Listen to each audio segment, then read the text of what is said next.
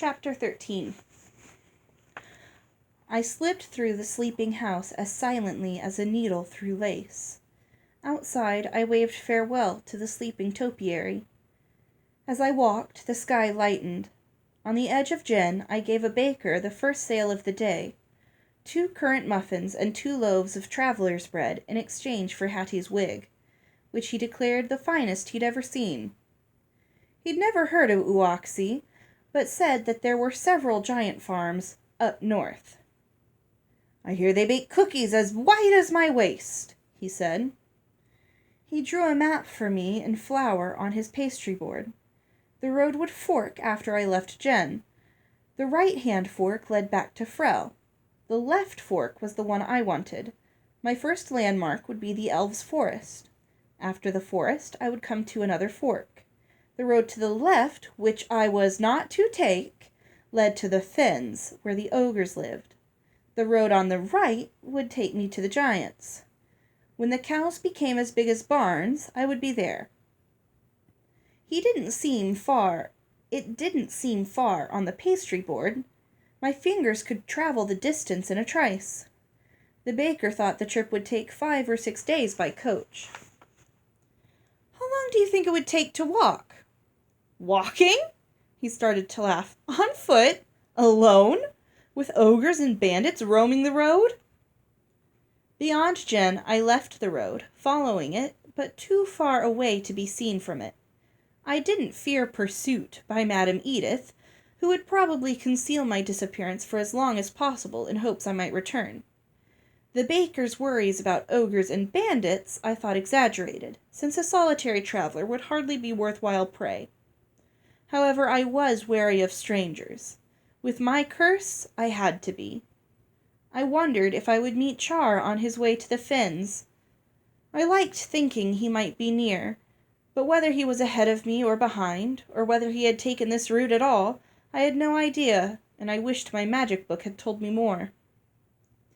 The road was little trafficked, and I was too happy about my escape to feel much fear. I was free of orders. If I wanted to eat my breakfast under a maple tree and watch the day grow between its leaves, I could, and did. If I wanted to skip or hop or run and slide on dew-wet leaves, I could, and did. And when the mood took me, I whistled or recited poems that I made up on the spot. I spent 2 glorious days this way, the best since before Mother had died.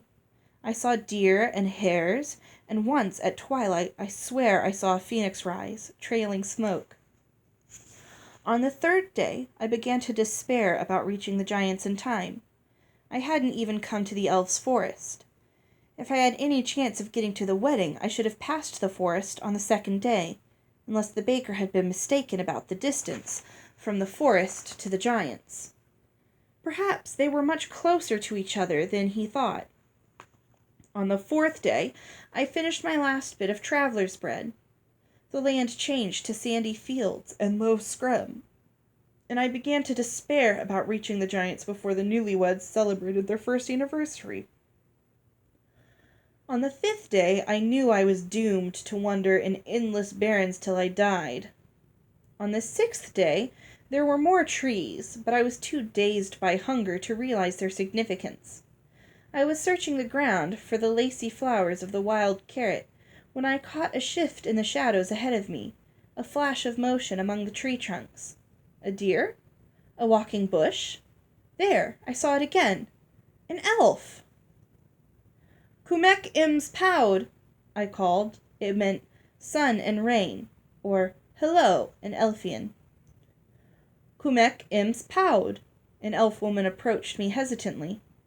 Her robe was woven in a dappled pattern, the shadow of leaves on the forest floor. "Speak Elfian?" "Yungar." A little. I tried to smile at her, but her expression was so solemn I couldn't. "Off inch pole?" she asked. "Dock inch Ella, Jort hux Sir Peter hux Frel." I wondered if she knew father. "Sir Peter. Wattle then." Her tone was dismissive. She stepped closer and stared at me. I met her gaze and hoped I didn't seem sly, too. Her eyes poured into me. I was sure she knew every one of my unkind thoughts, knew about the theft of Hattie's wig, knew each time I'd made my finishing school mistresses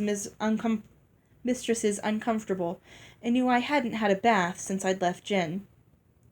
"Mundlin," she smiled and took my hand. Her fingers felt waxy, like a leaf. Not like father. She led me to Slannon, the elves' chief trader, who spoke Kyrian fluently. He was the one father had mentioned in his letter. He confirmed that the baker's map was accurate. I didn't say anything, but my face must have shown how bitter my disappointment was. "You will join your father at the giant's farm?" he asked. I nodded.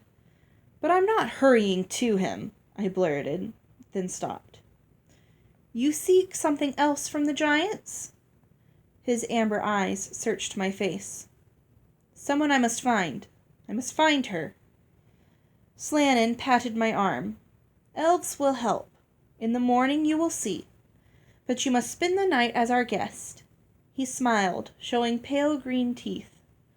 I smiled back, reassured, although one wouldn't expect green teeth to be reassuring.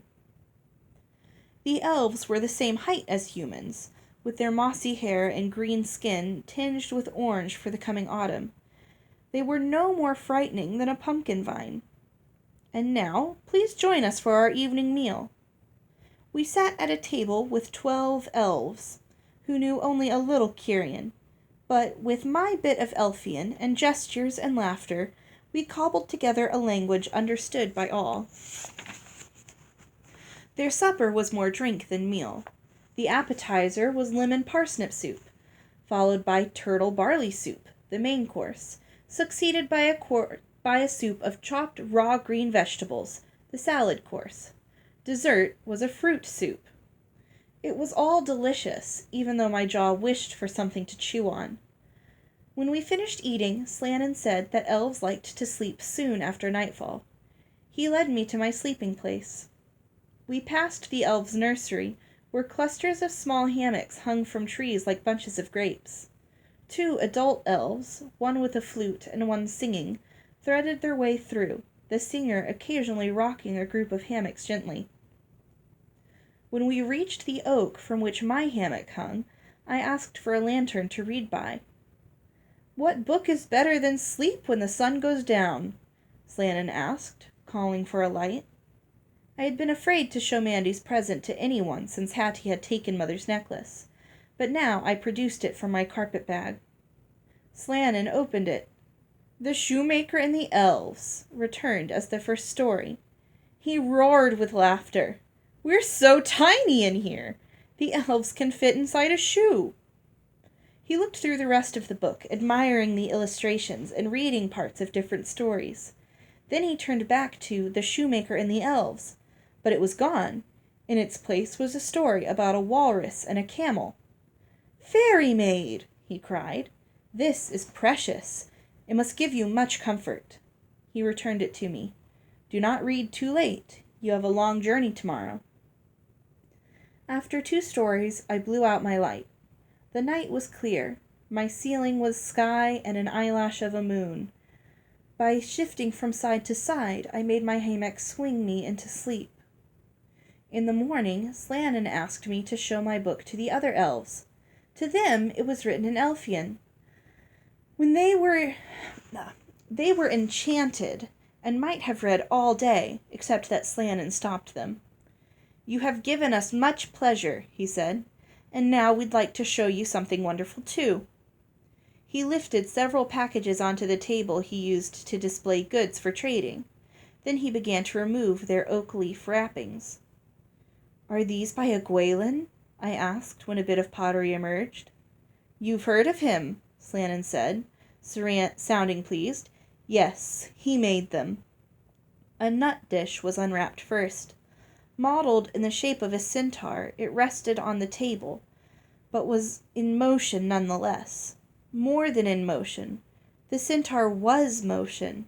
His head thrust into the wind, his arms hugged his form, his mane and tail streamed back, and without moving, such was a Gwaelin's skill, his legs beat the ground. Next came a dragon-shaped coal scuttle that glowed gold and orange. Somehow the air shimmered around its foot-long flame. Its ruby eyes were windows to an interior furnace. I was afraid to touch the beast for fear of being scorched. But my favorite was a stirrup cup, modeled in the shape of a wolf's head and shoulders, with the head lifted and the mouth pulled into an O for a long howl. The ridges in the pottery for his fur were so fine that each hair was defined. I felt the tension in his shoulders where the cup ended, and I imagined the rest of him, sitting but erect, with excitement running through him from his big paws to the end of his plumy tail. I loved his howl, which I could both hear and feel, long and plaintive, woebegone and heartsore, filled with yearning for what used to be and for what would never come again. He's beautiful. They're all beautiful. They don't look as though someone made them. They look born. Slannon began to wrap the pieces up again. I hated to let them go. "Wrap this one last, please." I touched the wolf's nose. When he finished, Slannon handed the package with the wolf to me. "It's for you." Father had made it clear that an Aguelin was worth a great deal. "I can't accept such a valuable gift," I said in my best manners mistress manner, but my hands closed around it. "You have," Slannon said, smiling. "We like to give our best pieces away sometimes, when we find people who love them." "Thank you." "Don't cry." Slannon gave me a green handkerchief. He looked at me consideringly. "Sir Peter is a witty man and a shrewd trader, but if he had admired our things as you do, we would have been gladder to let him have them." "But he told me that you were the best potters." "He should have told us. How can I exchange this gnomish copper stew-pot for 2 such paltry vases?" he'd say. "The workmanship doesn't compare," he'd say. And Father had thought Slannon a poor trader. My gift was packed on a fat pony along with enough food to last until I reached my destination. More elvish generosity, although the pony was alone. "Vib ol pes wado," Slannon said in parting. "Stay in the shade. With any luck you will reach the giants in 3 or 4 days." But I had no luck.